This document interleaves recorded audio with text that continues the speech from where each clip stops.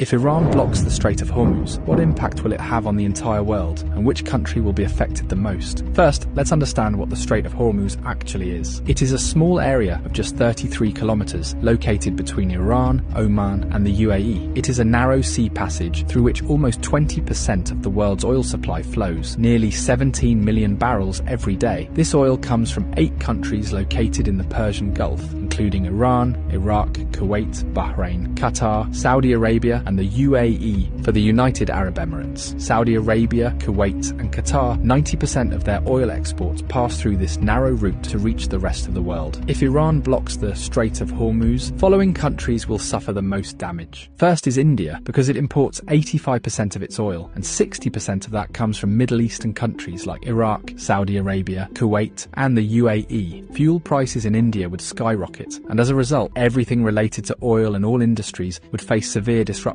Industries could shut down, there would be job losses, and the economy would be severely affected. The second most affected country would be China. China is the world's largest oil importer, bringing in 10 million barrels of oil every day. 40% of China's oil imports pass through this Strait of Hormuz. Although China has built oil pipelines with Russia and Central Asia, they don't even fulfill 20% of its energy needs. So, if the Strait of Hormuz is blocked, China's economy could suffer a massive blow, and if China's economy is shaken, its effects will be felt all over the world. The third most affected country would be Japan, as it imports 90% of its oil, and 75% of that passes through the Strait of Hormuz. The fourth most affected country would be Saudi Arabia. 80 to 90% of Saudi Arabia's oil goes to the rest of the world through Strait of Hormuz, while only 10% goes to Europe via its Red Sea coastline. So if this choke point is blocked, Saudi Arabia's economy will be heavily impacted. Imagine that a country suddenly loses 80 to 90% of its revenue. What would happen to it? Something similar could happen to Saudi Arabia. There's also a high chance that Saudi Arabia might send in its military to reopen the route, and that could make the situation even worse. Fifth is Pakistan, which gets about 90% of its oil through the Strait of Hormuz. This oil meets around 27% of the country's energy needs. So if the route is blocked, prices in Pakistan could rise sharply. But there's an interesting twist. Since Pakistan shares a border with Iran, and several government reports suggest that 35% of Pakistan's diesel comes unofficially from Iran. So if the strait is blocked, Pakistan might turn to Iran for oil, either quietly or through an official deal. Next in line is the UAE, because as nearly as 72% of its oil exports rely on this Strait of Hormuz. The country does have a backup option, the Habshan-Fujairah pipeline, which allows it to bypass the strait and export up to 60% of its oil. But for a major economy like the UAE, losing the remaining 40% would still be a serious blow. Next comes the European countries like France, Germany, and Italy, which on average get 10% of their